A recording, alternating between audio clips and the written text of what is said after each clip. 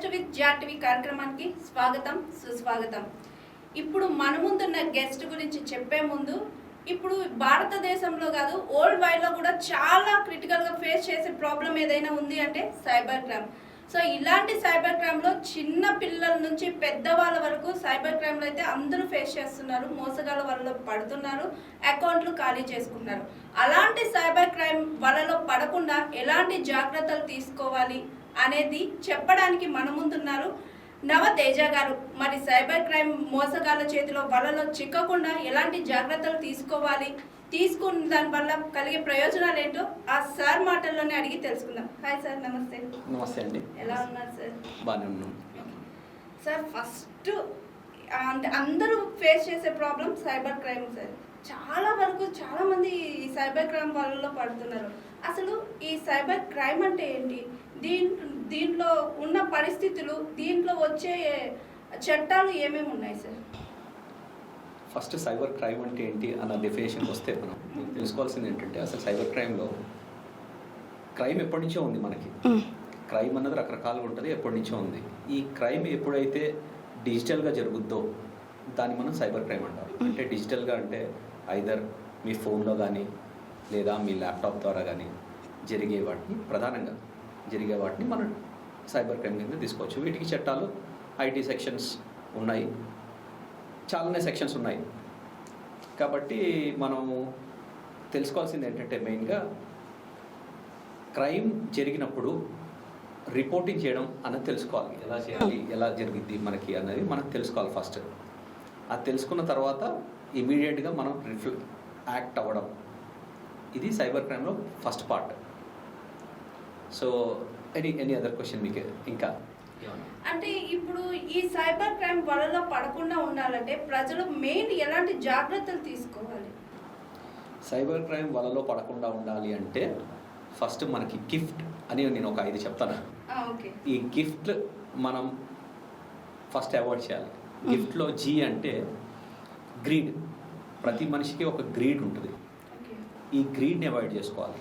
I అంటే innocence మనం avoid చేసుకోలేం కాబట్టి మనం కొంచెం తెలుసుకోవాలి, మెచ్యూరిటీ తెలుసుకోవాలి, 10 సార్లు వినాలి ఏంటి అన్నది.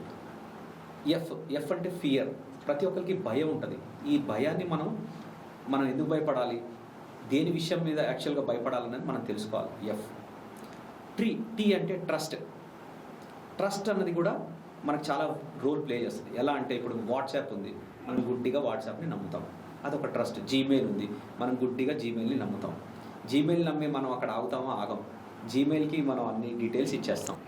ఇప్పుడు జీమెయిల్ తీసుకున్నట్టయితే మీ ఫోన్ లాగిన్ అయ్యి ఫోన్ చేయాలంటే ప్రతి స్మార్ట్ ఫోన్ ఉన్న వాళ్ళకి జీమెయిల్ ఉంటుంది.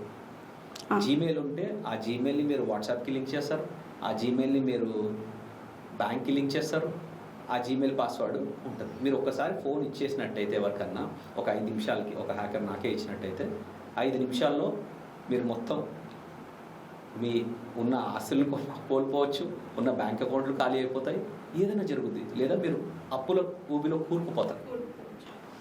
సో చాలా జాగ్రత్తగా ఉండాలి మన జీమెయిల్ అకౌంట్ని. ఏ జీమెయిల్ అకౌంట్ని ఎట్లా వాడాలి, ఒక 2-3 జీమెయిల్ అకౌంట్లు పెట్టుకోవడం, ఒక వాట్సాప్ దానికి సపరేట్ జీమెయిల్ అకౌంట్ పెట్టుకోవడం, ఇలాంటివి చేయాలి. కానీ అందరం చెయ్యం, ఒకటే యూజ్ చేస్తాం. సో ఇప్పుడు ఈ ఛానల్లో నేను చెప్పదగింది ఏంటంటే, మీరు సపరేట్ జీమెయిల్ అకౌంట్లు పెట్టుకోండి. కనీసం ఒక 2 జీమెయిల్ అకౌంట్లు పెట్టుకోండి. ఈ జీమెయిల్ అకౌంట్ మీ బ్యాంక్ జీమెయిల్ అకౌంట్ వేరేగా ఉంచండి, వాటిని పబ్లిక్ చేయకండి. ఇది ఒక one of the cause. Sir ఇంకొకటి ఏంటంటే, జీమెయిల్ అనే విషయం వచ్చింది. ఇప్పుడు మనం ఏదైనా మొబైల్ కానీ లేదా ఫ్రిడ్జ్ ఎనీథింగ్ మనం ఎలక్ట్రానిక్ వస్తువులు కొనాలన్నా, ఈఎంఐ త్రూ వెళ్ళాలన్నా జీమెయిల్ మ్యాండేటరీ ఇవ్వాల్సిందే అంటారు. అది మ్యాండేటరీ అసలు ఎందుకు ఇవ్వాలి? మన పర్సనల్ మెయిల్ ఐడీస్ కానీ మొబైల్ నెంబర్స్ కానీ ఎందుకు ఇవ్వాలి?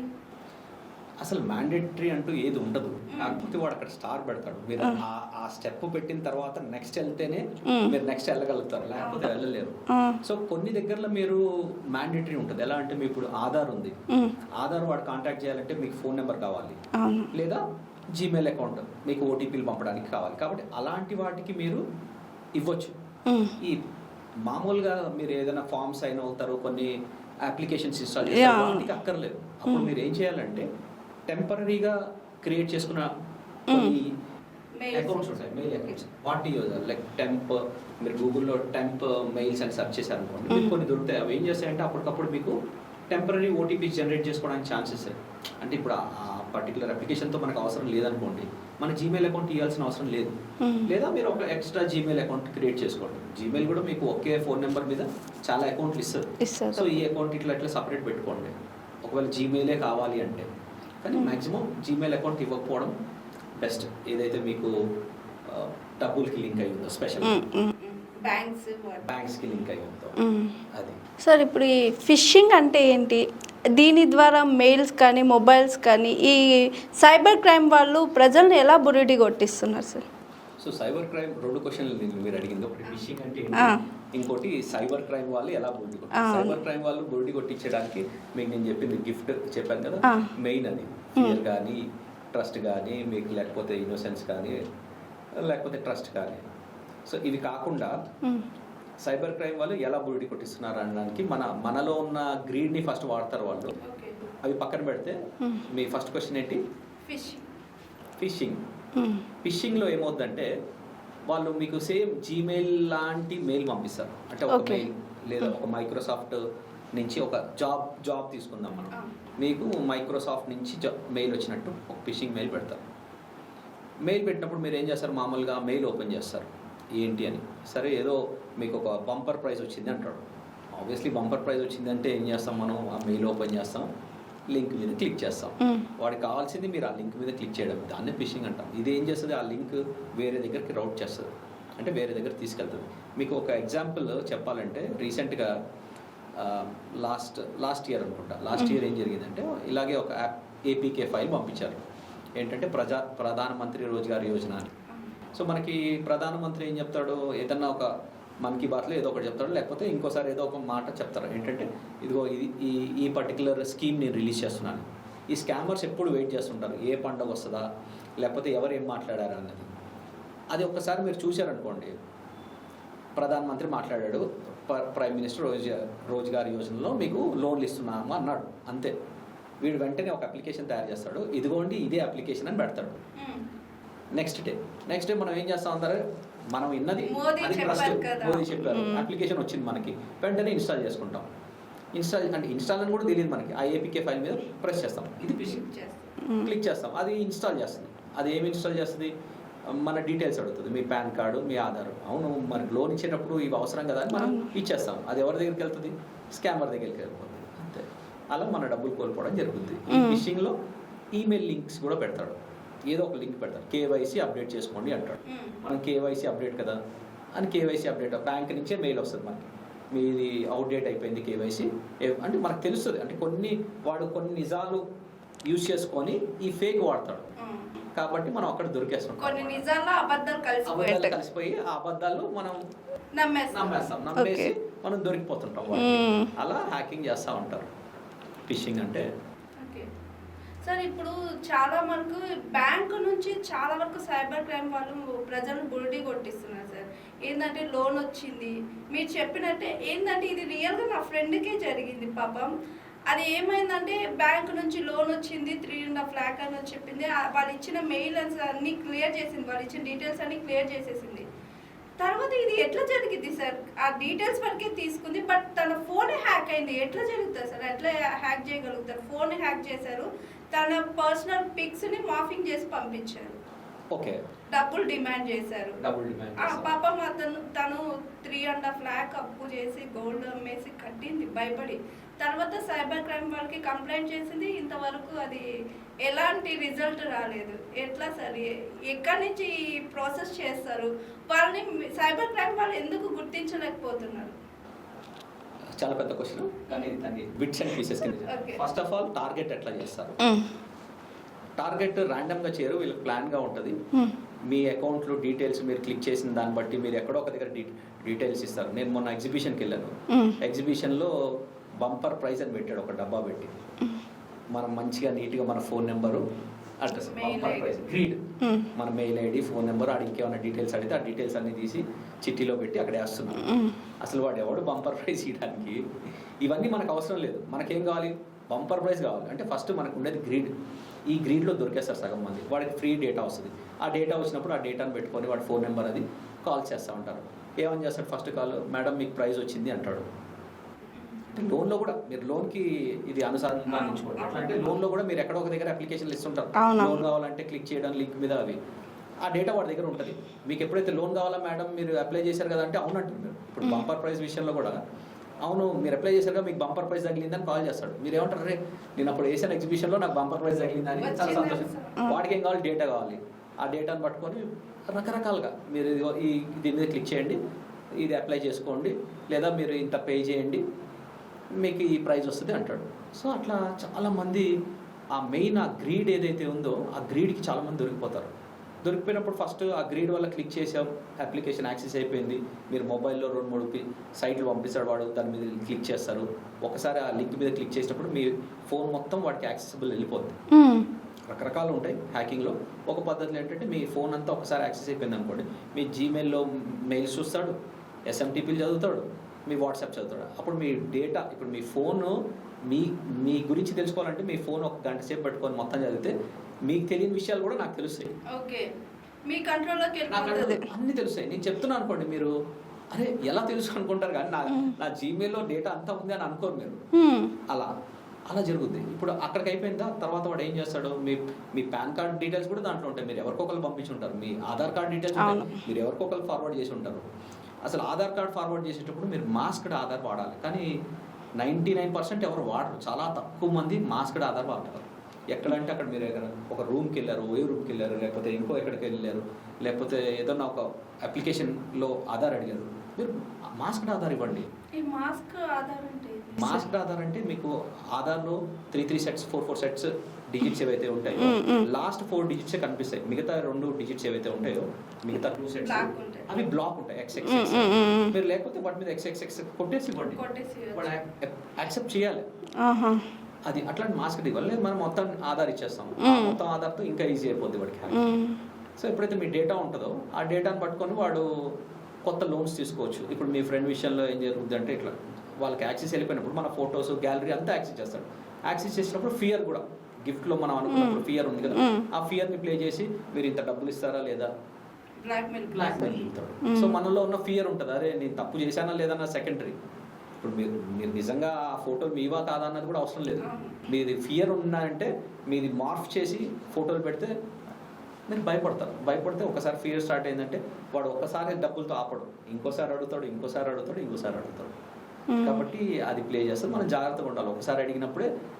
ఇప్పుడు ఫ్యూచర్లో కూడా ఏం జరగబోతుందంటే మీరు మనకి ఇప్పుడు బట్టలు మొన్న రీసెంట్గా ఛానల్లో మనం చూసిందేంటి, డ్రెస్ ఇంత వేసుకున్నావా చూస్తాం. ఇది ఫ్యూచర్లో ఏమి ఉండదు. ఇది అందరూ ఇంటర్నెట్లో అందరు నేకిడ్ లాగే. ఎందుకంటే ఒక హ్యాకర్ అని నేను ఒక ఫ్రాడ్స్టర్ని నార్త్లో ఇంటర్వ్యూ చేసినప్పుడు ఏం చెప్పాడంటే వాడు మార్ఫింగ్ చేసే సైట్, వాడికి ఎడ్యుకేషన్ లేదు ఏం లేదు, మార్ఫింగ్ చేసే సైట్ ఏదైతే ఉందో అది 999 రూపీస్కి దొరుకుతుంది సార్. నాకు కావాల్సిన ఫోటో పెట్టుకొని కింద ఏదో ఒకటి డ్రెస్ ఇమేజ్ డీప్ ఫేక్ పెట్టేసి నేను దాన్ని వాళ్ళకి కాల్ చేసి ఇది పంపిస్తాను, వాళ్ళు బెదిరిపోయి నాకు డబ్బులు పంపిస్తారని చెప్తున్నాడు. అంటే వాడికి ఏం తెలియదు, ఒక ఫోన్ నెంబర్ ఉంటే చాలు వాడికి ఒక 999 రూపీస్ పెట్టి ఒక అప్లికేషన్ కొనుక్కుంటాడు. డీఫేడ్ వాడు. ఇంతకుముందు మనకి ఎలా ఉండేదంటే ఆ ఇమేజ్లు చేయాలి అంటే ఒక ఫోటోషాప్ వచ్చి ఉండాలి. ఆ ఫోటోషాప్ రావాలంటే కాస్త ఎడ్యుకేషన్ వచ్చి ఉండాలి. వాడు ఆ ఇమేజ్ని క్లోన్ చేసుకోవడమో ఏదో మార్క్ చేసుకోవడమో చేసేవాడు. ఇప్పుడు అదంతా అక్కర్లేదు, వాడికి ఏం అక్కర్లేదు. ఒక యాప్ వచ్చేసింది. ఆ యాప్ జస్ట్ ఆ ఫేస్ యాప్ ఉంటుంది. ఆ ఫేస్ యాప్ సెలెక్ట్ చేస్తాడు, ఇంకో దగ్గర ఇంకో ఇమేజ్ యాప్ సెలెక్ట్ చేస్తాడు, 2 క్లబ్ అయిపోతున్నాయి. అసలు అది ఎంత న్యాచురల్ గా ఉంటుంది అంటే ఇంకా అది చెప్తే రీసెర్చ్ చేస్తే మీరే అనుకోవాలి, ఇంకా మనదే అనుకోవాలి. సో ఇలాంటివి వచ్చేసినప్పుడు క్రమంలో మన ఫ్యూచర్ చాలా భయంకరంగా ఉంటుంది. ఫ్యూచర్ అంతా ఫియర్ మీద డబ్బులు సంపాదించేది ఎక్కువైపోద్ది. సో అది మనం కంట్రోల్ చేసుకోవాలి. ఇది ఇప్పటికైతే మన కాలనీ వరకు వచ్చింది.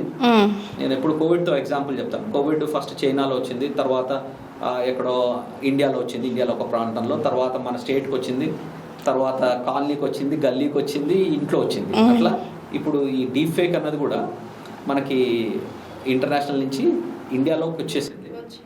ఇప్పుడు మనకి స్టేట్లో కూడా వస్తుంది. ఇంకా మనం ఇంకా 2-3 ఫేసెస్ ఉన్నాం. అది ఎప్పుడు దాకా అయితే ఇంటి దాకా వచ్చేస్తుందో డీప్ ఫేక్ అన్నది, అప్పుడు అందరూ సర్లే ఎవరెంత వేసుకుంటే ఏంటి అనేది మనం ఇగ్నోర్ చేస్తాం అంతే. సో ఆ ఫియర్ పోతుంది. కానీ ఆ ఫియర్ పోయే ఈ ట్రాన్సిట్ ఏదైతే ఉందో దీంట్లో అందరూ బలి అవుతుంటారు. ఈ ట్రాన్సిట్ ఫేజ్లో ఎవరైతే ఉంటారో వాళ్ళందరూ బలి అవుతూ ఉంటారు. అది మీరు చెప్పినట్టే డీప్ ఫేక్ అనేది చాలా, అంటే ఈ డీప్ ఫేక్ మాఫింగ్ వల్ల ఇట్లా సెలబ్రిటీల నుంచి, నార్మల్ పీపుల్స్ నుంచి, పాలిటిక్స్లో ఉన్న మనుషులు కూడా చాలా సఫర్ అవుతున్నారు సార్. అసలు ఈ డీప్ ఫేక్ అంటే ఏంటి? ఇది ఎట్లా సార్? ఒకరి ఫోటోని మరొకరికి అటాచ్ చేయడం కానీ ఇన్క్లూడ్ వాయిస్ కూడా సేమ్ వాళ్ళలాగే ఉంటుంది. అసలు ఈ డీప్ ఫేక్ మాఫింగ్ ఎట్లా జరుగుతుంది? దీన్ని ఎలా అరికట్టచ్చు? దీని గురించి వివరంగా చెప్పరా? అరికట్టచ్చు అన్నది ఇంపాసిబుల్. అదే అన్నట్టు చాలా కష్టం. అంటే అరికట్టలేమని కాదు, అంటే ఇప్పుడు ఒక మనం పోస్ట్ ఏదో ఒక సొల్యూషన్ అయితే ఉంటుంది. అసలు డీప్ ఫేక్ చేస్తే గుర్తుపట్టడం ఇంపాసిబుల్, దాన్ని అరికట్టడం కూడా ఇంపాసిబుల్. ఎందుకంటే వాడు ఎక్కడి చేస్తాడో కూడా తెలియదు. సో ఇప్పుడు ఒక సైట్ మీరు ఆ వీడియోస్ మనకేది ఐబొమ్మ చూస్తే ఎగ్జాంపుల్, ఐబొమ్మలో ఒకటి బ్లాక్ చేసి ఇంకోటి బ్లాక్ చేసి ఇంకోటి ఎక్కడి నుంచి అయినా చేయొచ్చు. సేమ్ అదే క్రమంలో మనకి డీఫేక్ కి ఫస్ట్ బలైపోయిన వాళ్ళందరూ సెలబ్రిటీలు. ఇప్పుడు మీరు తీసుకుంటే వాళ్ళ సెలబ్రిటీలు, ఏ సెలబ్రిటీ తీసుకున్నా, మోడీ తీసుకున్నా, రష్మిక మందాన నుంచి స్టార్ట్ అయింది. అది అందరికీ డీఫేక్ అన్న పదం రష్మిక మందాన నుంచి వచ్చింది. దాని ముందు కూడా ఉంది. రష్మిక మందానకి ఎందుకు వచ్చిందంటే అక్కడ మన ఢిల్లీ తెలుగుడే, ఆ ఢిల్లీలో ఉన్నాడు, అది స్టార్ట్ చేశాడు. ఎందుకంటే ఎక్కువ వ్యూస్ రావాలని, వాడు యూట్యూబ్కో లేకపోతే ఇన్స్టాకో ఎక్కువ వ్యూస్ రావాలని క్రియేట్ చేశాడు. అవి నెక్స్ట్ మనకి ఆ స్టేజ్ అయిపోయినాక నెక్స్ట్ స్టేజ్లో మనకి గల్లీకి వచ్చేసేది ఇప్పుడు ఇది ఏంటంటే మనకి యాప్స్ వచ్చేసినాయి. ఏ మెయిన్ ఎట్లా అంటే ఏ వాయిస్ అన్న మీరు చూస్తే అసలు నేను ఫ్యూచర్లో నేను ఇట్లా కూర్చొని మాట్లాడడం ఉండదు. నా ఫోటో పంపించేసి నేను అప్రూవల్ సంతకం పెడతాను, మీరు అప్రూవల్ సంతకం పెడితే ఆ రెండు మాట్లాడతాయి. అంతే, ఇదే జరగబోతుంది ఫ్యూచర్. ఈ కెమెరా, ఈ జాబ్స్ అన్ని పోతున్నాయి అంటే వన్ ఆఫ్ ద రీజన్ ఇది. అంటే కొత్త జాబ్స్ వస్తాయి కానీ ఉన్న జాబ్స్ మటుకు పోవడం ఖాయం. Just everything it will do everything. ఇప్పుడు మనకి ఇంత లైటింగ్ ఇవన్నీ కావాల్సిన అవసరం లేదు. దాంట్లో మనకి ఏ బ్యాక్గ్రౌండ్ కావాలంటే ఆ బ్యాక్గ్రౌండ్ దాంట్లో సెట్ చేస్తాం. AI will eat everything. కొత్త జాబ్స్ వస్తాయి అలా అనమాట. సో మనం ఇంకా దానికి అనుగుణంగా వెళ్ళడమే, మనం అడాప్ట్ చేసుకోవడమే తప్ప మనం దీన్ని ఖండించి వ్యతిరేకించి మనం బాయ్కాట్ చేయలేము, వీటిని ఆపలేము.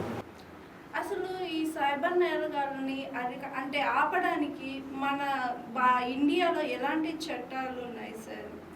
చట్టాలు చాలా ఉన్నాయి. వీళ్ళని అరికట్టడం కష్టం. కానీ దాదాపు అన్ని అంటే వీళ్ళు కొత్తవి ఇంప్లిమెంట్ చేస్తున్నారు. ఇంతకుముందు ఏంటంటే ఓటీపీ ఉండేది కాదు మనకి. వీళ్ళ దగ్గర నుంచి నేర్చుకొని ఇట్లా ఇది ఒక లూస్ అంటే వల్నరబిలిటీ అంటాం మనం. ఈ వల్నరబిలిటీస్ని మనం అరికడతా ఉన్నాం. కొత్త వల్నరబిలిటీస్ వస్తున్నారు వాళ్ళు. ఒక వల్నరబిలిటీని గవర్నమెంట్ ఐడెంటిఫై చేసి అరే ఇట్లా బ్లాక్ చేద్దాం అని బ్లాక్ చేస్తే వాడు ఇంకో వల్నరబిలిటీతో వస్తున్నాడు. ఇలా వల్నరబిలిటీని మనం అరికట్టుకుంటూ రావడం తప్ప ఉన్నవారు అంటే ఒకే స్క్రిప్ట్ని వాడినప్పుడు ఆ స్క్రిప్ట్ని అవాయిడ్ చేసుకుంటూ రావడం తప్ప ఆడు కొత్త స్క్రిప్ట్ మనం చేయలేము, అంచనా వేయలేము. ఎందుకంటే వాడు ఎత్తుకుంటూ వస్తాడు. మనకి ఎప్పుడైతే కొత్త ఫీచర్స్ కావాలో, ఇప్పుడు మీకు ఉన్న ఫోను డబ్బా ఫోన్ ఉందనుకోండి, డబ్బా ఫోన్లో ఎటువంటి హ్యాకింగ్ లేదు, మనకి ప్రశాంతంగా ఉండేవాళ్ళం. ఎప్పుడైతే ఈ స్మార్ట్ ఫోన్ వచ్చిందో మీకు కొత్త అప్లికేషన్లు కావాలి. ఎప్పుడైతే మీకు కొత్త అప్లికేషన్ కావాలి, కొత్త ఫీచర్స్ కావాలో అప్పుడు కొత్త వల్నరబిలిటీస్ కూడా వస్తాయి. ఈ వల్నరబిలిటీస్ ద్వారానే వాడు హ్యాక్ చేస్తాడు, వాడు వస్తూనే ఉంటాడు. మనం వాడిని అవాయిడ్ చేసుకుంటూ ఉండాలి, జాగ్రత్త పడి. మనం ఎక్కడికంటే అక్కడ పర్మిషన్స్ ఇవ్వకుండా జాగ్రత్త పడుతూ ఉండాలి. ఆ పర్మిషన్స్ ఇవన్నీ మనకు ఒక సెట్ ఆఫ్, నేను ఒక బుక్ రాశాను, దాంట్లో చాలా ఇవన్నీ రాశాను. వేటికి పర్మిషన్స్ ఇవ్వాలి. గూగుల్ ఏంటి, ఇప్పుడు గూగుల్కి మీకు రీసెంట్గా ఏం చేసిందంటే గూగుల్ ఏఐ వచ్చిన తర్వాత మన ఏఐ మన ఈమెయిల్స్ కూడా చదివేస్తుంది. ఇంతకుముందు ఏంటంటే గూగుల్ ఈమెయిల్స్ చదివేది కాదు, ఇప్పుడు ఏఐ చదువుతుంది. నేను చదవట్లేదు, ఏఐ చదువుతుంది అంటుంది. అంటే ప్రతి ఈమెయిల్ చదవలేం కదా. సో మనం ఈమెయిల్లో ఎవరికో ఒకరికి ఒక ఆధార్ పెట్టుంటాము, ఒక పాన్ కార్డ్ పెట్టుంటాము, లేదా మన పర్సనల్ రెజ్యూమే పెట్టుంటాము, లేదా ఏదో ఒక పర్సనల్ ఫోటో పంపించుంటాము. ఇవన్నీ చూసేస్తుంది. సో వీటిని మనం డిజేబుల్ చేసుకోవాలి. సో అది ఎలా డిజేబుల్ చేసుకోవాలంటే నేను ఒక సైట్లో పెట్టాను, అది ఎలా డిజేబుల్ చేయాలని. మీరు గూగుల్ ఎతకాలి. అంటే ఇలా కూడా జరుగుతుందా, ఏ మన రీడ్ చేస్తుందా అని తెలియాలి. ఎలా తెలుస్తుంది? ఇలాంటి ఛానల్స్ చూస్తే, ఇలాంటి ఇంటర్వ్యూస్ చూస్తే వాళ్ళకి తెలుస్తుంది, గూగుల్ ఇలాంటి ఫీచర్ ఒకటి అప్డేట్ చేసింది, ఈ ఫీచర్ని మనం డిజేబుల్ చేయాలి, సెట్టింగ్స్లోకి వెళ్ళి తెలియాలి, అదనమాట. సార్ ఇప్పుడు ఈ సైబర్ నేరగాళ్ళకి మెయిన్ పార్ట్ అంటే ఈ సోషల్ మీడియా ఎంతవరకు ఉపయోగపడుతుంది?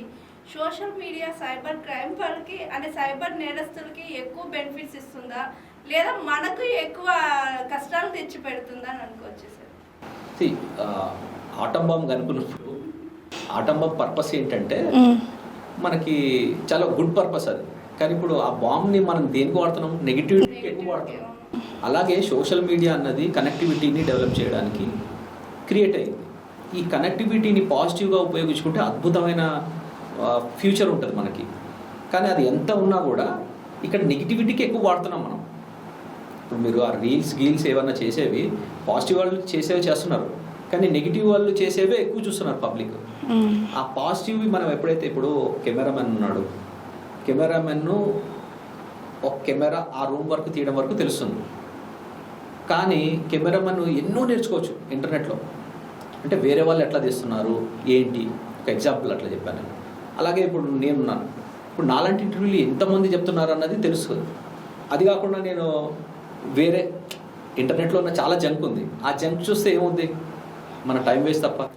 కానీ పబ్లిక్ మ్యాక్సిమం ఆ జంక్ చూడడానికి ప్రిఫరెన్స్ ఇస్తున్నారు తప్ప నాలెడ్జ్ నేర్చుకోవడానికి ప్రిఫరెన్స్ ఇవ్వట్లేదు. నాలెడ్జ్ నేర్చుకుంటే మటుకు అద్భుతమైన నాలెడ్జ్ ఉంది, కానీ మనం చాలా ఫాస్ట్గా గ్రో అవుతాం. కొంతమంది నేర్చుకుంటున్నారు ఏదో, అంటే ఇప్పుడు 100 మందిలో ఒక 1% ప్రాపర్గా యూజ్ చేసుకుంటున్నారు ఇంటర్నెట్. కనీసం మనం 10% దాకా దాన్ని తేగలిగితే చాలా చేంజెస్ చూస్తాం మనం. సార్ ఇంకొకటి వచ్చి ఇప్పుడు పబ్లిక్ ఏరియాస్లో, ఇప్పుడు ఎగ్జాంపుల్ తీస్తే రైల్వే స్టేషన్లో కానీ లేదంటే ఎయిర్పోర్ట్, బస్ స్టాండ్, ఇలా ఫ్రీ వైఫై అని ఉంటుంది. అది మనం కనెక్ట్ చేసుకోవచ్చు, లేదా పబ్లిక్లో ఓటీపీస్ చేంజ్ చేయడం కానీ ఇలా చేస్తే కూడా ఈ ఫ్రీ వైఫై కనెక్ట్ అయినా కూడా సైబర్ మన అకౌంట్లో నుంచి అమౌంట్స్ కట్ అయిపోతుంది. అట్లా కూడా సైబర్ నేరగాలు ఎక్కువైపోతుంది. ఎట్లా సార్ ఇది కూడా ఎట్లా సాధ్యమవుతుంది వాళ్ళకి? అలా చేయడం కరెక్టేనా, చెయ్యొచ్చా చేయకూడదా? ఫస్ట్ ఆఫ్ ఆల్ ఏంటంటే ఫ్రీ అన్నది మళ్ళీ సేమ్ ఫస్ట్ గ్రీడ్ కనెక్ట్ అయిపోతుంది. ఫ్రీగా ఏది వచ్చినా కూడా అది ఫ్రీగా రానట్టే, దానికి ఒక బిహైండ్ ఒక రీజన్ ఉంటుంది. ఫ్రీగా వస్తుందంటే ఫినాయిల్ తాగడం ఏదో ఉంటుంది కదా మనకి, అది మనం అవాయిడ్ చేయాలి. ఫ్రీగా వచ్చిందంటే వద్దని చెప్పాలి. ఫస్ట్ ఆఫ్ ఆల్ నేను మీకు అక్కడ ఎగ్జిబిషన్లో స్లిప్ వేయడం చెప్పాను, ఫ్రీ అని ఎక్కడన్నా ఉంటే మనం పక్కదారి మళ్ళడం దానంత ఉత్తమం ఏం లేదు. ఏది ఫ్రీగా రాదు. ఫ్రీగా వస్తుంది అంటే దానికి ఒక రీజన్ ఉంటుంది, మనం ఫస్ట్ అవి అవాయిడ్ చేయాలి. ఈ పబ్లిక్ వైఫైలో ఎప్పుడైతే మనం పబ్లిక్గా వైఫై కనెక్ట్ అవుతామో, మీరు కనెక్ట్ అవుతారు, నేను కనెక్ట్ అవుతాను, ఒక హ్యాకర్ కనెక్ట్ అవుతాడు, ఈ డేటా అంతా ఒకే దగ్గర నుంచి వెళ్తుంది కాబట్టి ఈ డేటా వెళ్ళేటప్పుడు వాడు చూడగలుగుతాడు మన డేటా.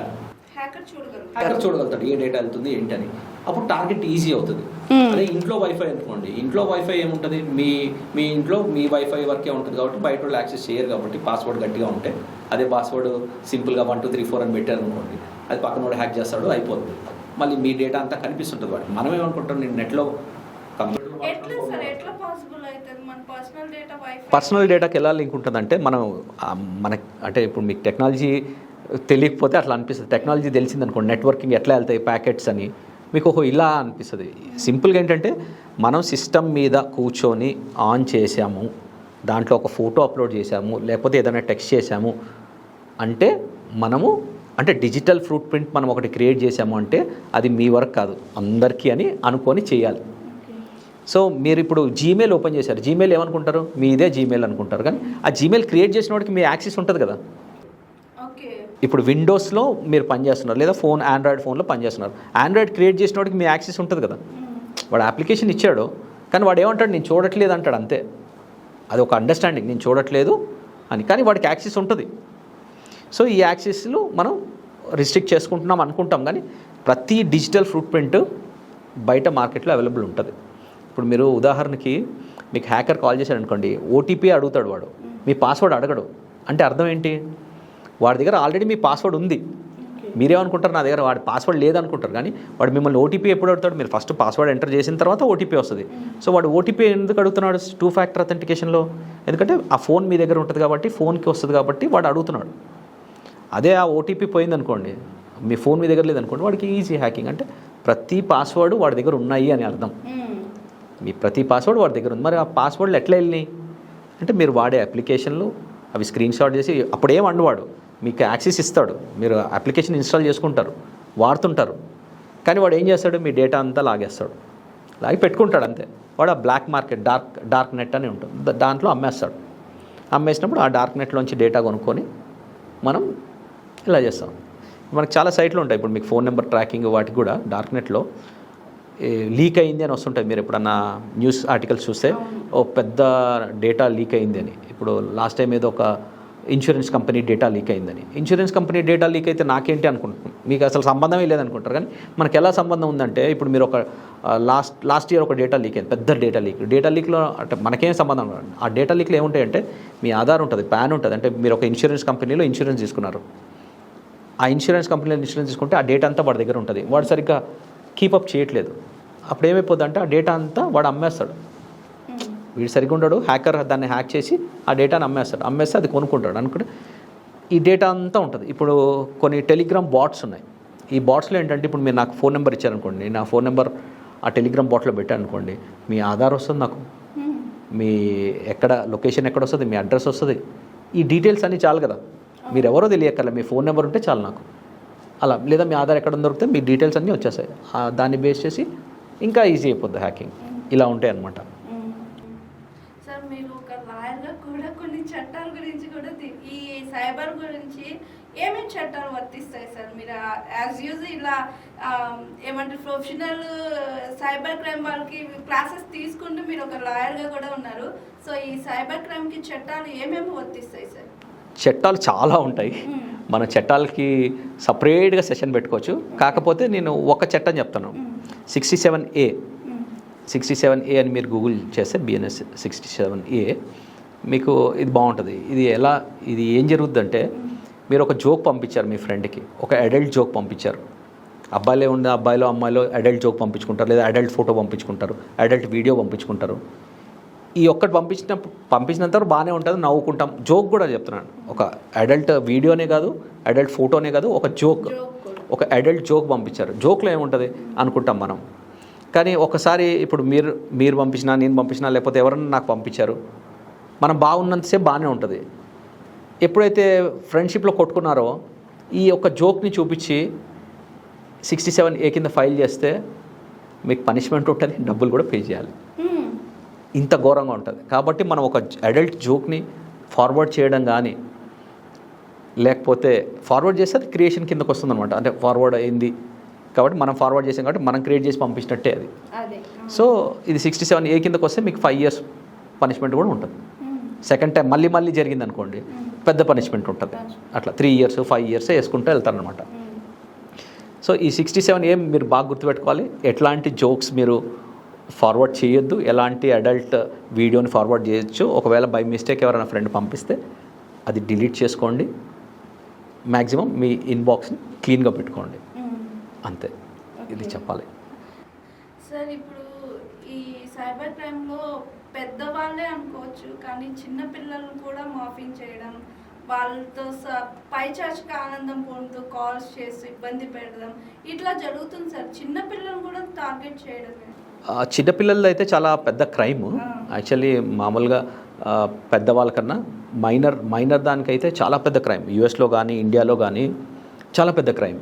సో ఇలాంటివి జరిగినప్పుడు మనము 1930కి కంప్లైంట్ చేయడం, లేకపోతే ఇప్పుడు ఒక మార్ఫ్ ఇమేజ్ చేసామనుకోండి, ఎవరో ఇప్పుడు చేసి నెట్లో పెట్టారు ఎక్కడెక్కడో, అది మనకి కనిపించింది. మనం ఎలా ఆ సైట్కి వాడెవడో తెలియదు ఎక్కడో ఉంటుంది సైట్లో, ఆ సైట్లో ఎక్కడో ఉంటుంది, ఎక్కడెక్కడో పోస్ట్ చేసి ఉంటాడు. వాటిని ఎలా రిమూవ్ చేయాలి, చిన్నపిల్లలు కానీ పెద్దోళ్ళది కానీ మనం ఏం చేయాలంటే స్టాప్ NCII అని ఒక సైట్ ఉంటుంది, stopncii.org అని. ఈ సైట్కి వెళ్ళి మనం కంప్లైంట్ చేస్తే ఇలా ఇక్కడ నేను నా ఫోటో కనిపించింది అని చెప్పి మనం ఆ ఫోటో పెడితే వాళ్ళు, అది గవర్నమెంట్ సైట్ లాంటిదే, వాళ్ళు అవన్నీ డిలీట్ చేపిస్తారు. ఎక్కడెక్కడ ఏ సైట్లో మనం చేయలేం కాబట్టి వాళ్ళు ఆ ఫొటోస్ ఎక్కడెక్కడైతే మార్ఫ్డ్ ఇమేజెస్ ఉన్నాయో వాటినన్నింటినీ డిలీట్ చేయిస్తారు. అదొకటి. నెక్స్ట్ 1930 ఏదైతే చెప్పానో సైబర్ క్రైమ్ది జనరిక్ సైబర్ క్రైమ్ నెంబర్ అది. అంటే మీకు ఫైనాన్షియల్ ఫ్రాడ్ జరిగినా, లేకపోతే ఇట్లా హెరాస్మెంట్ ఫ్రాడ్ జరిగినా, అంటే ఫ్రాడ్స్లో మల్టిపుల్ టైప్స్ ఉంటాయి. ఐదర్ ఫైనాన్షియల్ అంటే సైబర్ క్రైమ్లో మల్టిపుల్ టైప్స్లో ఒకటి ఫైనాన్షియల్, అంటే ఏం పోగొట్టుకుంటాం, మ్యాక్సిమం మనం డబ్బులు పోగొట్టుకుంటాం. మెయిన్ ఫస్ట్ డబ్బులే. తర్వాత పరువు. సో ఫైనాన్షియల్ కాబట్టి ఫియర్ తోటి చేస్తారు కాబట్టి ఈ ఫియర్తో జరిగినప్పుడు ఈ రెండింటికి మనం 1930 కాల్ చేసి ఇలా జరిగిందని ఇన్సిడెంట్స్ అని చెప్తే వాళ్ళు ఫైల్ చేస్తారు. They will take action. It may take some time, కానీ రిజల్ట్ అయితే ఉంటుంది over a period of time. ఎందుకంటే ఇవాళ రేపు అన్ని కేసులు ఇవే ఉన్నాయి కాబట్టి పోలీస్ కూడా చాలా ఓవర్లోడ్ అయిపోయారు. But they are still solving the problems. Sir ఇప్పుడు ఇన్ కేస్ మనము ఒక కేసు సైబర్ క్రైమ్కి ఇచ్చామనుకోండి, ఎన్ని డేస్లో పోలీస్ వాళ్ళు ఈ ప్రాబ్లమ్ని సాల్వ్ చేయగలుగుతారు? ఎందుకంటే ఇలా లక్షల్లో కేసెస్ ఫైల్ అయి ఉన్నాయి. ఎంతవరకు ఇది సాల్వ్ అయ్యింది? ప్రజలకు ఈ సైబర్ నేరగాల నుంచి ఎంతమంది వరకు విముక్తి కలిగించుండదు సార్ పోలీస్ వాళ్ళు? విముక్తి అలా చెప్పడం కష్టం, కానీ మీకు 2025 స్టాటిస్టిక్స్ చూస్తే అసలు చాలా విస్తృతపోతారు. ఎట్లా అంటే 1,45,000 కేసులు రిజిస్టర్ అయ్యాయి అనుకోండి. 1,50,000 కేసులు రిజిస్టర్ అయితే కేవలం 10,000 ఇలాంటి 10,000 అంటే మీకు నెంబర్స్లో హ్యూజ్ నెంబర్లు ఉన్నా కూడా కనీసం 1%, 2% డబ్బులు అయితే వాపస్ వచ్చేది. 100% డబ్బులు రావు. 1% కొంచెం అంటే అది కూడా టైం ఉంటుంది అనమాట. వితిన్ 1 అవర్, ఫైనాన్షియల్ దానికి చెప్తున్నాను, వితిన్ 1 అవర్లో మీరు కంప్లైంట్ చేయగలిగితే అంటే మీకు తెలిసిపోద్ది వెంటనే. అరే ఓటీపీ వీడు ఎందుకు అడిగాడు, టక్కని మీకు మెసేజ్ రావడం. ఈ మెసేజ్ వచ్చిన వెంటనే మీరు రియాక్ట్ అయ్యి సైబర్ కంప్లైంట్ చేసి ఆ అకౌంట్లో లాక్ చేయిస్తే మీకు వితిన్ 1 అవర్ స్లాట్లో అప్పుడు మీకు స్కోప్ ఉంటుంది. కానీ ఫ్రాడ్స్టర్స్ ఏం చేస్తారంటే స్పెషల్గా ఫ్రైడేలు ఇలాంటివి ఎంచుకొని ఫ్రైడేలు టార్గెట్ చేస్తారు. ఫ్రైడే ఎందుకు చేస్తారంటే Saturday Sunday holiday. Friday evening మీరు ఏం చేస్తారు, ఆ బ్యాంక్కి మండే వెళ్దాం అనుకుంటారు. బ్యాంక్ కూడా సెకండ్ సాటర్డే పని చేయదు. ఇప్పుడు అంటే మీకు 1930 చెప్పాను కాబట్టి కాల్ చేసి చేస్తారు. బ్యాంకు అట్లా మనం అవన్నీ లేవు కాబట్టి వీళ్ళు ఫ్రైడేలు ఎక్కువ చేసేవాళ్ళు ఇంతకుముందు దాకా. ఇప్పుడు కూడా చేస్తుంటారు. అట్లా ఆ ఫ్రైడేలు మనం చాలా జాగ్రత్తగా ఉండాలి. కాల్స్ ఎత్తకుండా, వేస్ట్ కాల్స్, నెంబర్ అన్నెసరీ. కానీ మనకి మెయిన్ ఇండియాలో పబ్లిక్ ఏంటంటే ఒక నెంబర్ వచ్చిందంటే అది ఎత్తకపోతే వాడికి టెన్షన్. ఏం కాలో. అరే నువ్వు ఎంత పెద్ద బిజినెస్ మ్యాన్వా, అవసరం లేని కాల్ ఎత్తక్కర్లేదు, అవసరం ఉన్న కాల్నే మనం ఎత్తాలా. ఇలాంటివి మనకు అవసరం అనమాట. అది మనం గుర్తుపెట్టుకొని కాస్త అలర్ట్గా ఉండాలా. సో 1930 మీకు ఎలా అయితే చెప్పానో ఆ పోలీస్ డిపార్ట్మెంట్ కూడా అలర్ట్గా ఉంది. వాళ్ళు కూడా కొత్తగా నేర్చుకుంటున్నారు పోలీస్ డిపార్ట్మెంట్ కూడా. సో మళ్ళీ back to your actual question, ఎన్ని సాల్వ్ చేశారంటే చాలా తక్కువ సాల్వ్ చేస్తారు. రీజన్ ఏంటంటే కొన్ని వేలు కాదు లక్షల్లో ఉంటున్నాయి కేసులు. ఆ కేసులు ఇంటర్స్టేట్ అవ్వడం వల్ల ఇంకా కష్టమవుతుంది. చాలా కష్టమవుతుంది ఇంటర్స్టేట్ అవ్వడం వల్ల. దానికి కూడా ఒక పెద్ద రీజన్ ఉంది. మనం ఎప్పుడన్నా మళ్ళీ మాట్లాడుకోవచ్చు ఎందుకు, ఎక్కడి నుంచి చేస్తున్నారు అంటే. సార్ నాకు ఇంకొక పెద్ద క్వశ్చన్ అండ్ డౌట్ సార్. ఇప్పుడు ఇట్లా మనం సెలబ్రిటీస్ని తీసుకోవచ్చు, పొలిటీషియన్ లీడర్స్ని చూడొచ్చు. వాళ్ళు ఎక్కడో ఏదో తప్పు మోస్ట్లీ చేస్తుంటే అది వీడియో రూపంలో బయటకు వచ్చేస్తుంది. ఇప్పుడు మనం ఒక ఎడ్యుకేటెడ్ అంటే మన మొబైల్కి చాలా వరకు యాక్సెస్ పెట్టుకుంటాం, కానీ ఆ వీడియోస్ నెట్లోకి వస్తున్నాయి సార్. దాన్ని కూడా ఎట్లా బయటకు రాగలుగుతున్నాయి? అసలు ఈ సైబర్ క్రైమ్ వాళ్ళు ఎట్లా ఛేదించి ఆ వీడియోస్ని కూడా నెట్లో వదలగలుగుతున్నారు సార్? అంటే వాళ్ళు చాలా జాగ్రత్తగా ఉంటారు. అసలు మ్యాక్సిమం స్కిప్ చేస్తారు ఇలాంటి వీడియోస్ తీసుకోవడం కూడా. బట్ బయటకు అయితే వచ్చేస్తున్నాయి. ఎలా అంటే మనం రీసెంట్గా కొంతమంది పాలిటిక్స్ వాళ్ళ వీడియోస్ కూడా చూసాము నెట్లోకి రావడం, వేరే వాళ్ళతో సంథింగ్. సో ఎట్లా సార్, ఎట్లా పాసిబుల్ అవుతుంది? ఇవాళ రేపు మీకు స్పై క్యామ్స్ చాలా ఉంటున్నాయి కాబట్టి వన్ థింగ్ ఈ స్పై క్యామ్స్ ఈజీగా పెట్టి ఎవరన్నా ఒకసారి, నేను ఎప్పుడైతే మీకు ఇందాక మనం అనుకున్నట్టు ఎప్పుడైతే డేటా డిజిటలైజ్ అయిపోయిందో, అంటే మీరు ఒక ఈమెయిల్ టైప్ చేసినా, ఒక ఫోటో తీసినా, ఒక్కసారి మీ మొబైల్లో కానీ ఎలక్ట్రానిక్ ఫామ్కి ఎప్పుడైతే అయిపోయిందో అది మీ ఒక్కరి వరకే అనుకోకూడదు అని చెప్పా. మీరు ఒక ఫోటో తీసుకున్నారంటే అర్థం ఏంటంటే ఆ ఫోటో ప్రపంచం అంతా చూస్తారని అనుకోవాలి మీరు. అలాగే ఫోటో దిగాలి. ఒక సెల్ఫీ దిగారు మీరు ఫ్రెండ్ తోటో ఎవరితోటో, దాని అర్థం ఏంటంటే మీరు యు ఆర్ పబ్లిక్ అని, యు ఆర్ ఇంటూ పబ్లిక్ అంతే. ఈ ఒక్కసారి పబ్లిక్ అయిపోయినాక మనకి వచ్చిన తర్వాత ఇంకా యు ఆర్ మోర్ పబ్లిక్ అంతే. మీ ఆ వీడియో పెట్టి లేదా ఆ ఫేస్ పెట్టి ఎలాంటి వీడియోలైనా క్రియేట్ చేయొచ్చు. ఇప్పుడు వచ్చే 99.9% వీడియోలు అన్నీ ఫేక్ అనే మనం చూడాలి. మీకు అక్కడ సంబంధం లేని వీడియోలు చూపిస్తుంటాడు, సంబంధం లేని కంటెంట్ ఉంటుంది. సంబంధం లేని వర్డ్స్ ఉంటాయి, అన్నీ ఫేకే. మీరు ఛానల్ని ఎలాంటి ఛానల్ ఎన్ని సంవత్సరాల నుంచి నడుస్తుంది, లేదా అలా ట్రస్ట్ మీద నమ్మడం తప్ప, వాళ్ళ కంటెంట్ ఎలా ఉంటుందని చెప్పి నమ్మడం తప్ప, లేకపోతే అంతా ఫేక్. ఇప్పుడు ఫ్యూచర్ అంతా మీరు ఏ వీడియో చూసినా కూడా, ఏ రీల్ చూసినా కూడా అది ఆర్టిఫిషియల్ ఇంటెలిజెన్స్ తోటే ఉంటాయి. ఇంకా మీకు మామూలుగా న్యాచురల్గా ఏమి ఉండదు. అసలు సముద్రం వచ్చి కొట్టుకుపోయినట్టు చూపిస్తుంటాడు, లేకపోతే ఎక్కడో కాలిపోతున్నట్టు చూపిస్తాడు, అన్నీ ఫేకే, ఇవన్నీ ఫేకే.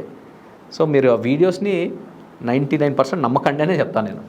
నమ్మకండి, ఎవరన్నా ఇన్ పర్సన్ చూస్తేనే నమ్మాలి, చెప్తే వినాలి. వాళ్ళు కూడా నిజం చూసారో లేవో తెలీదు, ఇన్ పర్సన్ అన్నది మీరు గుర్తుపెట్టుకోవాలి. సార్, మీరు మా జిఆర్టీవీ ప్రేక్షకులకి ఈ సైబర్ నేరగాళ్ళ వడల్లో చిక్కకుండా ఎలాంటి జాగ్రత్తలు తీసుకోవాలి, ఈ వేటి జోలికి పోకుండా ఉంటే మనం భద్రంగా ఉంటాము, కొంచెం వివరంగా చెప్తారు. ఫస్ట్ గ్రీడ్, ఏది ఆశ పడకండి. గ్రీడ్ అంటే ఏం లేదు, ఆశ ఉంటుంది అందరికీ, ఆశ కాదు, అత్యాశ పడకండి. అత్యాశ, ఫ్రీ అన్న పదం చూస్తే మీరు కాస్త దూరంగా ఉండండి. ఫ్రీ ఏది రాదు కాబట్టి ఆ గుండె అంకుల్ ఏదో చెప్తాడు కదా, అది ఖచ్చితంగా పాటించాలి. మీరు ఉచితంగా ఏది రాదు, మీరు దానికి దూరంగా ఉండాలి. ఉచితం అని పెట్టాడంటే మీరు దాని దూరం వెళ్ళిపోయి డబ్బులు ఇచ్చి పే చేసేటట్టు ఉండండి. ఇంకోటి, మీకు ఒక ప్రోడక్ట్ వాల్యూ తెలిసినప్పుడు ఆ ప్రోడక్ట్ వాల్యూ, ఇప్పుడు మీకు ఒక OLXలో ఉంటుంది. OLXలో ఏం చూపిస్తుంటాడు, OLX కానీ లేకపోతే ఏ సైట్ కానీ, ఫేస్బుక్లో కానీ, అడ్వర్టైజ్మెంట్లో అమెజాన్లో కానీ. అమెజాన్ అంటే కొంచెం ట్రస్ట్ వర్త్, కొన్ని అదర్ సైట్స్ ఉండవు. కొన్ని ఆ సైట్స్లో ఏంటంటే ఒక ల్యాప్టాప్ ఉంది, ల్యాప్టాప్ మీకు తెలుసు ఒక మినిమం 50,000, 40,000, 30,000 ఉంటుంది ల్యాప్టాప్ స్టార్టింగ్ రేంజ్. అది 5,000కి లేదా 2,000కి ఇస్తా అన్నాడు అనుకోండి, అది ఫేక్ అని అర్థమవుతుంది. మీరు దాన్ని అనలైజ్ చేసుకోవాలా. లేదు 2,000కి ట్రై చేద్దాం అని అనుకుంటారు మీరు. ఆ ట్రై అన్నదే అది మీ గ్రీడ్ అంటాను నేను. ఆ గ్రీడ్ నుంచి దూరంగా ఉండండి. ఫియర్ దేనికి భయపడకండి. ఏదన్నా ఉంటే కన్సల్ట్ అవ్వండి, జిఆర్టీవీని కానీ నన్ను కానీ కన్సల్ట్ అవ్వచ్చు, లేదా మీకు 1930 చెప్పాను కదా ఆ డిపార్ట్మెంట్ని కన్సల్ట్ అవ్వండి. ఆ గ్రీడ్ పోయింది కాబట్టి మనకి ఫియర్ కూడా అట్లా తీసేసుకోండి, అంతే. సో ఈ రెండింటిని మీరు అవాయిడ్ చేయగలిగితే, మెయిన్ భయాన్ని, నెక్స్ట్ ఆశని, మీరు కొంతవరకు సేఫ్ సైడ్ ఉన్నట్టే. అలా అని ప్రతిదీ డిజిటలైజ్ చేయకండి. మీకు అవసరమైనవే, మీ అవసరం లేని ఫోటోలు ఇంటర్నెట్లో పెట్టడం ఇవి చేయకండి. పక్కనోడు చూడాలనేది ఎందుకు కోరుకుంటున్నారో అర్థం కావట్లేదు నాకు. మన పక్కనోడు మనల్ని చూడాలి, లైక్ కొట్టాలి అన్న కాన్సెప్ట్ మీరు తీసేస్తే ప్రశాంతంగా ఉంటాం. అది పెట్టుకోవచ్చు, మీకు నేను యాంకర్ని, మీరు నా ప్రతి ఫోటో ఉండాలి అంటే పెట్టుకోవచ్చు, కానీ దాని కన్సిక్వెన్సెస్ ఉంటాయి. అవి బేర్ చేయగలుగుతాను నేను అనుకుంటే, భరించగలుగుతాను అంటే మీరు నెట్లో మీ ఫొటోస్ పెట్టుకోవచ్చు. అది సార్, మీరు సైబర్ క్రైమ్ ఎక్స్పర్ట్ కదా సార్, సో ఎందుకని మీకు దీంట్లో ఇంత క్లాసెస్, ఇన్ని వేల మందికి క్లాసెస్ చెప్తున్నారు, సో మీరు క్లాసెస్ చెప్పాలని ఎందుకు అనిపించింది? అంటే మీరేమైనా సైబర్ క్రైమ్ వాళ్ళలో ఏమైనా పడి మీరు ఇలాంటివి ఏమైనా ఫేస్ చేశారా, లేదా మీరు ప్రజలు ఇలాంటి వాళ్ళలో చిక్కకూడదని మీ అంతటా మీరే ఇలా క్లాసెస్ తీసుకుంటున్నారా? అంటే మీరు ఒక లాయర్గా ఉండి అలా అంటే సలహా చెప్పడం కన్నా, మనం ఫేస్ చేసాం ప్రాబ్లము, ఇతరులు ఫేస్ చేయకూడదు అన్న ఎవరన్నా ముందుకు వచ్చి చెప్పచ్చు. ఫేస్ చేసామంటే, అంటే ఇప్పుడు మనకి షాపింగ్లో నాకు ఫస్ట్ ఇనిషియల్ కెరియర్ స్టార్టింగ్లో ఒక ఫేస్బుక్లో ఒక యాడ్ వచ్చింది, ఏదో ఒక ట్రెక్కింగ్ బ్యాగ్ అని, ట్రెక్కింగ్ ప్యాంట్ అని. సో ట్రెక్కింగ్ ప్యాంట్ మామూలుగా ఒక 500 ఎంతో చూపించాడు. సరే అని చెప్పి నేను ఆ ట్రెక్కింగ్ ప్యాంట్ ఆర్డర్ చేశాను. నేను ఫాస్ట్గా ఉన్నాను, కాస్త ప్యాంట్ బాగా అనిపించింది, ఆర్డర్ చేశాను. పోతే ఏముంది, 500 సమ్వేర్ అరౌండ్ 1000 ఉండింది. ఆర్డర్ చేశాను. అది పార్సల్ అంటే అప్పటికి కొంచెం నాలెడ్జ్ ఉంటుంది కదా మనకి, ఆ నాలెడ్జ్తో క్యాష్ ఆన్ డెలివరీ ఆర్డర్ చేశాను. క్యాష్ ఆన్ డెలివరీ అంటే మనం డబ్బులు ఇస్తేనే కదా అని వాడు పంపించాడు. ఐటెం వచ్చింది, బ్యాగ్లో ఉంది, నేను పే చేశాను, తీసుకున్నాను, ఓపెన్ చేసి చూశాను, 2 మసిగుడ్డలు పంపించాడు. 2 మసిగుడ్డలు అంటే 2 టీ-షర్ట్లు పంపించాడు. నేను ఆర్డర్ చేసింది ప్యాంట్, మరి ఆ సైజ్ అది ఉండాలి కదా, మనం ఆ సైజ్ లేకపోతే తీసుకోం కదా, కాబట్టి క్యాష్ ఆన్ డెలివరీ 2 మసిగుడ్డలు పంపించాడు. ఇప్పుడు నేను ఏం చేయాలి అంటే, నేను మళ్ళీ ఆ ఫేస్బుక్కి వెళ్ళి నేను ఎక్కడ ఆర్డర్ చేశాను అనేది గుర్తుంటుంది. ఇప్పుడు అమెజాన్ అనుకోండి, ఆర్డర్లో ఉంటుంది, లేదా మీషో అంటే ఆర్డర్లో కనిపిస్తాయి మనకి. ఇది ఫేస్బుక్లో ఆర్డర్ చేశాను, ఏదో లింక్ మీద, ఫిషింగ్ లింక్ మీద. మీరు ఇందాక ఫస్ట్ మనం ఫిషింగ్ లింక్ అనుకున్నాం కదా, ఆ ఫిషింగ్ లింక్ మీద క్లిక్ చేశాను. ఇప్పుడు నాకు గుర్తు కూడా లేదు ఎక్కడి నుంచి ఆర్డర్ చేశాను. మనకు అది కనిపించదు కూడా. యాడ్ మళ్ళీ యాడ్ వస్తే కానీ ఎక్కడ క్లిక్ చేశానని తెలీదు. సో అలా వచ్చినాయి. ఏం చేయాలి ఇప్పుడు నేను? సో క్యాన్సిల్ ఏం చేయలేను, ఇంకా ఆప్షన్ ఏం లేదు. ఎక్కడ పోయి ఆర్డర్ కంప్లైంట్ చేయాలి? ఒకవేళ కంప్లైంట్ చేసినా కూడా 1000 రూపీస్కి వర్త్ టైం మనకి ఇంపార్టెంట్ కదా. ఈ టైం మనం అక్కడంతా వేస్ట్ చేయలేము. సో 90% కేసెస్ పోలీస్ స్టేషన్ దాకా రాకపోవడానికి కారణం ఇదే. ఏంటంటే చిన్న అమౌంట్లే కదా అని వదిలేసుకుంటాం. టైం ఎవడ వేస్ట్ చేస్తాడని వదిలేసుకుంటాం. ఇలాంటి డబ్బులు కూడా చాలా కొన్ని వేలల్లో ఉంటాయి, కోట్లలో ఉంటాయి అట్లా పబ్లిక్ వదిలేసుకునేవి. సో అందుకు నేను మనం పబ్లిక్ అవేర్ చేయాలి. ఫస్ట్ ఆఫ్ ఆల్ ఆ గ్రీడే లేకపోతే, ఒక జెన్యూన్ సైట్లోనే మనం కొనాలి అన్న కాన్సెప్ట్ ఉంటే మనం చేయం కదా ఇలాంటి పొరపాటు. ఫిషింగ్ చేయం, వేరే లింక్స్ మీద కొట్టము. అక్కడ గ్రీడ్ కూడా ఏం లేదు. ఒక ప్యాంటు నచ్చింది, ఫియర్ కూడా ఏం లేదు నాది, కానీ అయినా కూడా అక్కడ ఫ్రాడ్ జరిగింది. కాబట్టి మనం అలర్ట్గా ఉండాలి. ఓకే, మనం ఈ జెన్యూన్ సైట్లోనే చేయాలి అన్నది మనం తెలుసుకోవాలన్నమాట. అది మనం తెలుసుకుంది చెప్పడం వల్ల మన నాలెడ్జ్లో చాలా, అంటే ఇప్పుడు ఎప్పుడైతే నేను గ్రూప్ సెషన్స్ ఇస్తుంటానో కాలేజెస్లో కానీ వాటిల్లో కానీ, వాళ్ళు అడిగే క్వశ్చన్స్ చాలా అద్భుతం అనిపిస్తాయి నాకు. ఆ క్వశ్చన్స్ కోసం నేను చెప్తా ఉంటాను. మీరు ఎందుకు చెప్తారు మీరు అంటే, నేను ఆ క్వశ్చన్స్, వాళ్ళు అడిగే క్వశ్చన్స్, నాకు ఒక స్కూల్లో డిపిఎస్లోనో ఎక్కడో ఒక స్కూల్లో ఒక టీచర్ అడిగింది, సార్ మీరు చెప్తున్నారు కదా, నాకు ఒక క్వశ్చన్ ఉంది, ఏంటంటే మాకు మీరు అన్ని బయోమెట్రిక్ ఇలా అన్నీ చెప్పారు కదా, ఈ డీటెయిల్స్ ఇద్దని, మరి మాకు గేటెడ్ కమ్యూనిటీలో ఖచ్చితంగా బయోమెట్రిక్ ఇస్తేనే అలౌడ్, మరి మేము ఏం చేయాలి అని అడిగింది. సో ఇలాంటి క్వశ్చన్స్ వస్తుంటాయి మనకి, చాలా బాగుంటాయి. ఒక డాక్టర్ కూడా నన్ను ఒక వెబ్ఎక్స్లో అడిగింది, సార్ మీకు ఇలా వస్తుంటాయి కదా, మాకు ఆ పేషెంట్స్ ఎవరు వచ్చారో వాళ్ళ ఆధార్ మేము తీసుకోవాలి అని అడిగింది. మేము ఆధార్ తీసుకోకపోతే మాకు అక్కడ వ్యాలిడిటీ ఉండదు, మరి ఎలా అని. ఇలాంటి క్వశ్చన్స్ పబ్లిక్ నుంచి వస్తూ ఉంటాయి. ఇంకా రకరకాల క్వశ్చన్స్. నాకు ఆ క్వశ్చన్స్ వచ్చినప్పుడు మనకి చాలా హ్యాపీగా ఉంటుంది. అంటే ఓహో, ఇలాంటి క్వశ్చన్స్ మార్కెట్లో జరుగుతున్నాయని, ఇలాంటి క్వశ్చన్స్ మార్కెట్లో నుంచి వస్తున్నాయి, పబ్లిక్ ఇలాంటి ఫేస్ చేస్తున్నారని మనకు తెలుస్తుంది. అప్పుడు మనం వాళ్ళని సాల్వ్ చేస్తూ ఉంటాం, అది మనకి హ్యాపీనెస్ ఉంటుంది. అలా అనమాట. ఇప్పుడు నేను తనకేం చెప్పానంటే, మీరు బయోమెట్రిక్లో థంబ్ కాకుండా మీరు అదర్ ఫింగర్ ఏదైనా వాడండి, ఎందుకంటే థంబ్ మనం మీరు దీనికే పెట్టుకోండి, బ్యాంక్స్ కానీ వాటికి. Other finger you can use it for any other thing if it is mandate like gated community అని. నెక్స్ట్ తనకేమో మాస్క్డ్ ఆధార్ చేసి తీసుకోండి, మీరు ఫుల్ ఆధార్ తీసుకోకండి అని ఆ డాక్టర్కి చెప్పడం. ఇలా రకరకాల కేసెస్ అనమాట. అలా సలహాలు ఇస్తూ ఉంటాం. సార్ మీరు సైబర్ క్రైమ్ ట్రాక్స్ ఎక్స్పోర్ట్ అని ఒక బుక్ రాశారు సార్. ఆ బుక్లో ఏముంటుంది? ఆ బుక్ రాయడానికి మీరు ఎంత కష్టపడ్డారు? ఆ బుక్ గురించి కొంచెం ఎక్స్ప్లెయిన్ చేయరా సార్?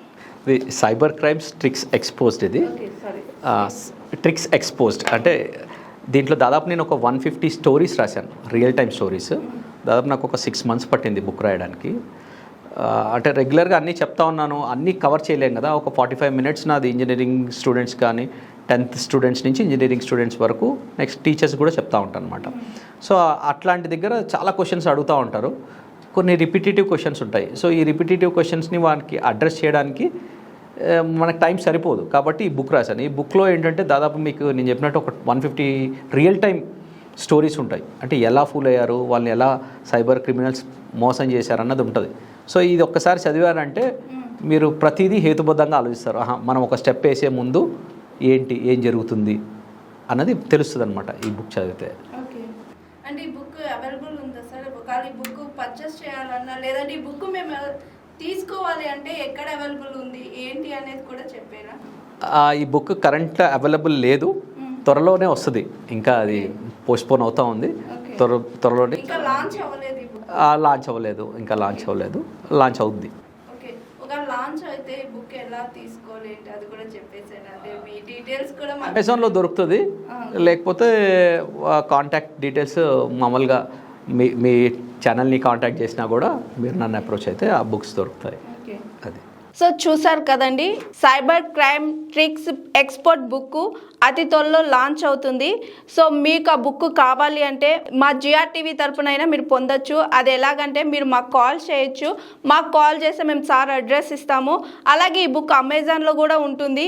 ఇది లాంచ్ అయిన తర్వాత ఆ డీటెయిల్స్ అన్నీ మళ్ళీ ఇంకొక వీడియో చేసి మేము మీకు పెడతాము. ఆ బుక్ చూడండి, తీసుకోండి, చదవండి. సైబర్ క్రైమ్ వాళ్ళ వలలో చిక్కకుండా జాగ్రత్తగా ఉండండి. ఇవాల్టి మన guest cyber crime expert Navateja గారితో మరోసారి మరో గెస్ట్తో మళ్ళీ కలుద్దాం. చూస్తూనే ఉండండి జిఆర్ టీవీ. నమస్తే.